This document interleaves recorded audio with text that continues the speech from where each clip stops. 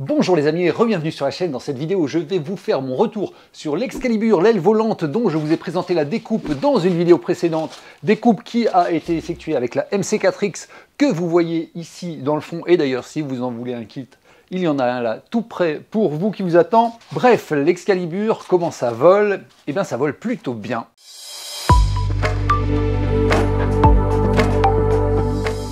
Sur cette chaîne, on parle de fabrication numérique et notamment de découpe CNC par fil chaud et d'impression 3D. Si ce sont des sujets qui vous intéressent, eh bien n'oubliez pas de vous abonner et d'activer les notifications pour être averti des vidéos à venir. Alors l'Excalibur, comment ça vole? Eh bien ça vole plutôt bien, hein, elle est même sur des rails quand on la lance, c'est assez impressionnant, c'était vraiment intéressant. Hier, j'ai refait de l'aéromodélisme, j'en avais plus fait depuis un certain temps, j'avais plus piloté, j'avais les doigts vraiment engourdis. Mais je me suis trouvé un champ, enfin c'est même pas un champ, un pré c'est mieux parce que avec l'herbe juste à la bonne hauteur, c'était parfait et il n'y avait pas trop de vent, donc c'était excellent. J'ai pu aller la tester. Alors, c'est un modèle qui fait 230 grammes, 239 grammes tout équipé. C'est-à-dire que l'aile sans l'accu fait 173 grammes et j'ai un accu ici de 66 grammes, hein, un vieux iModel 3S 860 mAh. Et avec l'accu, j'arrive à faire le centrage sans rajouter de plomb, donc c'est parfait. Le modèle complet fait 240 grammes, quoi. Et du coup, bah, c'est sûr que c'est assez sensible au vent. Donc c'était bien, il n'y avait pas trop de vent. Vous verrez sur la vidéo qu'il y en a un petit peu quand même, hein. Il y a, de temps en temps, il y a des petites rafales, surtout que c'était entouré par des arbres. Donc ça crée un peu des turbulences. Mais globalement, elle s'en est vraiment très bien sortie. Et puis moi aussi, parce que je l'ai, pour ne rien vous cacher, la radio, elle est toute neuve. Je ne suis pas très familier encore avec OpenTX et notamment avec la façon dont c'est agencé dans la radio. Donc le différentiel n'était pas réglé, l'expo, il n'y avait pas d'expo, donc je marchais un petit peu sur des œufs, mais franchement super bien, réglage quasi du premier coup, juste quelques trims et vous allez voir, ça se lance très facilement. Donc ça, c'est parfait. Ce qu'on va faire, c'est que je vais vous passer un petit peu en revue les différentes techniques que j'ai utilisées pour l'assembler, hein, et ensuite je vous montrerai la vidéo du vol. Mais c'est un modèle, voilà, j'avais un petit peu des inquiétudes parce que le fuselage est un petit peu volumineux. Je me demandais si ça volerait bien, et bien oui, la réponse est oui. Évidemment, il faut l'assembler correctement, il faut que les charnières d'aileron soient bien libérées, mais à la fois soient rigides, donc bien libérées mais pas trop, etc. Assemblage, comment j'ai fait? Il y a une clé d'aile qui est ici, hein, celle-là je l'ai tout simplement imprimée en 3D, elle est sur les plans. Je vais d'ailleurs publier les plans sur cncpartage.fr, donc enfin les plans, les fichiers de découpe, puisque les plans ils existent déjà, ils sont sur le site de Julien, je vous en ai parlé dans la précédente vidéo. Mais là je vais vous publier les fichiers, le STL de la clé d'aile, les fichiers de découpe pour fil chaud NX, etc. Hein, donc ça ce sera sur cncpartage.fr. Donc la clé d'aile, ici, je l'ai imprimée en 3D, ça fonctionne très bien. Ensuite, j'avais un petit moteur, alors c'est un moteur vraiment tout petit que j'avais depuis 15 ans, 10 ans dans une boîte. J'ai fait un petit support sur mesure, parce que mes vis elles étaient un peu trop longues, donc pour pas qu'elles rentrent dans le moteur, j'ai mis un peu d'épaisseur. L'hélice, alors elle n'est pas du tout optimisée, c'est la cata, ça doit être une 7x6 que j'ai recoupé. Normalement, il faut une 6x4. Donc, vous voyez, donc je pense que ça ira beaucoup mieux quand j'aurai une 6x4. Il faut que j'en rachète une. Parce que là, ça faisait un petit peu chauffer le moteur et le rendement n'était pas terrible. Mais bon, ça vole. Les guignols, ça, c'est les seules pièces que j'ai codées à la cyano. Hein, ils sont enfoncés dans le PP. Et puis là, c'est cyano plus accélérateur. La clé d'aile et tout le reste, en fait, je l'ai collé, tenez-vous bien, à la colle chaude.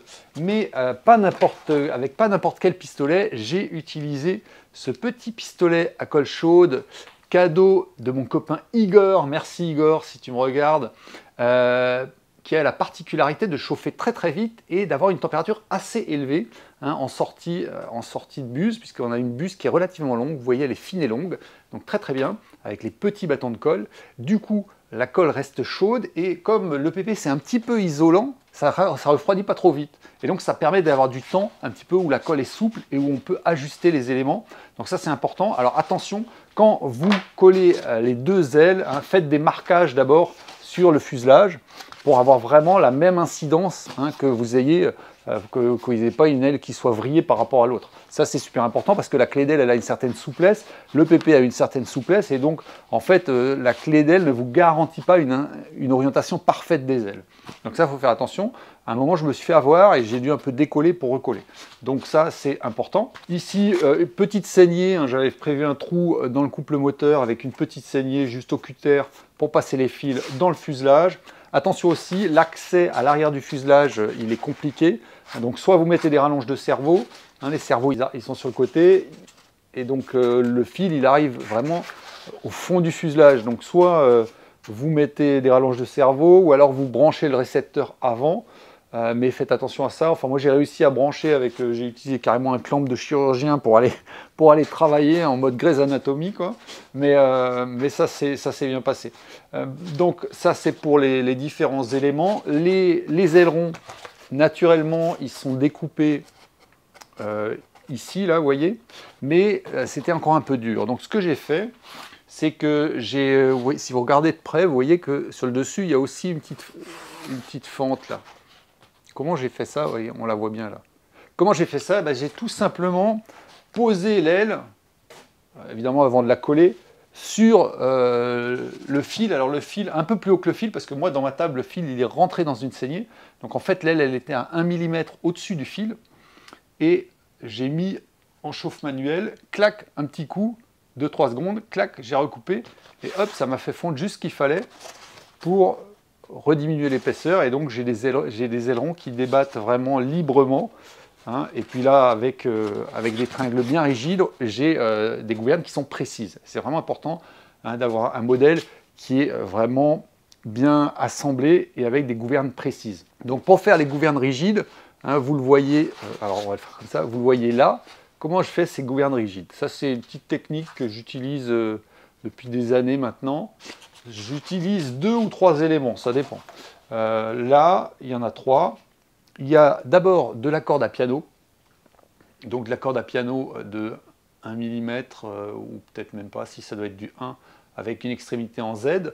Donc elle, en fait, il y a 2 morceaux. Il y a un petit morceau, hop, qui est ici, et qui s'arrête là.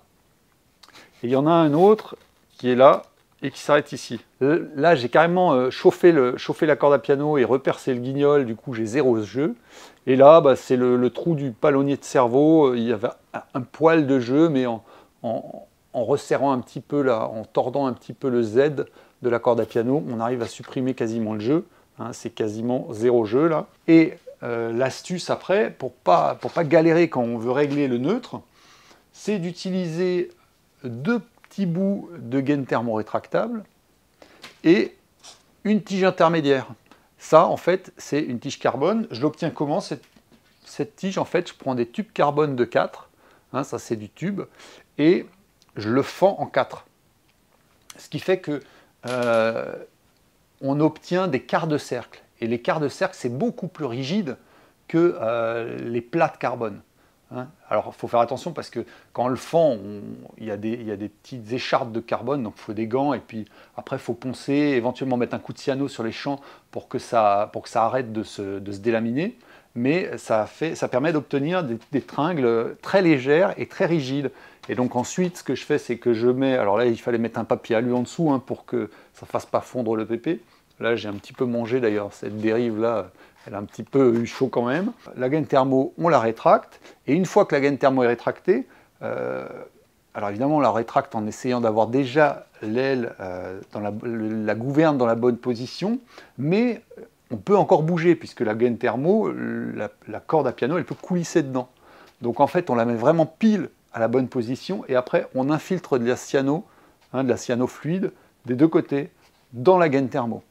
Hein, en fait, on met juste des petites gouttes de chaque côté, et hop, ça va coller la corde à piano à la gouverne, et ça marche nickel. Alors, on peut le faire soit comme ça, soit quand on a des gouvernes très courtes, on peut carrément prendre juste 2 bouts de corde à piano tête bêche. Hein, c'est-à-dire, vous prenez votre corde à piano de 1 dans ce sens, une autre pareille dans l'autre sens, 2 bouts de gaine thermo, et puis vous ajustez comme ça votre neutre, vous rétrécissez la gaine thermo, un coup de cyano, et c'est impeccable. Du coup, la souplesse de votre corde à piano simple, elle est vraiment diminuée par le fait d'en avoir deux qui sont en plus reliés par de la cyano. Donc ça, c'est un bon plan à connaître. Au niveau de la queue, il rentre pile dedans. Récepteur, j'ai utilisé les petits Hassan, que ce truc, il a plus de 10 ans, ça marche encore super bien, ça marche nickel. Et puis, une petite T12 avec OpenTX, merci Pascal, hein, et multiprotocole, avec que je suis en train de prendre en main. Mais c'est pas gagné, mais ça va, ça fonctionne. Donc comment ça vole? Ça vole super bien. Encore une fois, j'avais pas l'hélice adaptée, j'avais un poil devant, et puis surtout, j'étais totalement rouillé au niveau pilotage. Donc vraiment, j'y allais un peu stressé. Je vais me refaire la main, un peu de simulateur, et puis je vais revoler avec, et ça devrait aller mieux, mais vous allez quand même pouvoir juger de ses capacités. Ça vole comme ça doit voler et c'est vraiment agréable. Et puis j'ai eu quand même j'ai eu 1 ou 2 soleils avec parce qu'en fait j'ai voulu faire le mariole un peu trop bas, j'ai accroché une herbe et puis elle est partie sur le nez et sur l'aile et puis vous voyez qu'elle est totalement intacte. Ça c'est le gros intérêt de l'EPP, c'est vraiment intéressant. On voit qu'il y a un petit peu de vert ici sur le nez. C'est l'herbe. J'avais pas pris le temps de la décorer vraiment parce que je voulais d'abord être sûr que ça vaille le coup, qu'elle vole bien. C'est le cas. Je vais peut-être faire peut-être des choses très simples, genre des bandes noires sur les ailes. Il faut savoir que le PP, on peut le peindre à la peinture en bombe classique, hein, puisqu'il ne va pas être mangé par le solvant. Donc voilà, vous savez tout sur ce modèle. Rappelez-vous, il a été découpé à la CNC Filshow MC4X. Hein. Vous pouvez trouver toutes les informations sur cette machine sur mon site cncfab.fr. Hein, ou cncfab.renaultis.com, ça marche aussi. N'hésitez pas à les visiter, vous êtes le bienvenu.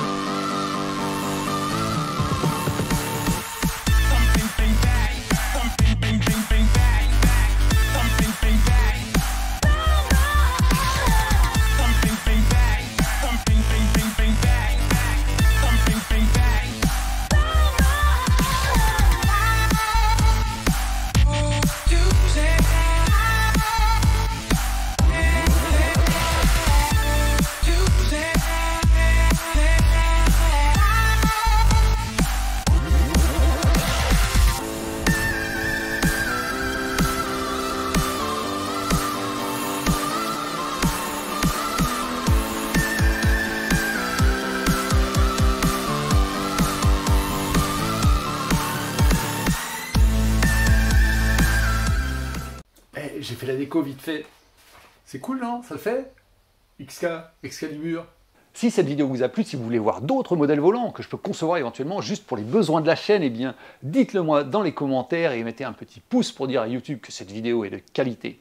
Je vous en remercie par avance. En attendant la prochaine vidéo, je vous dis portez-vous bien, à bientôt, salut!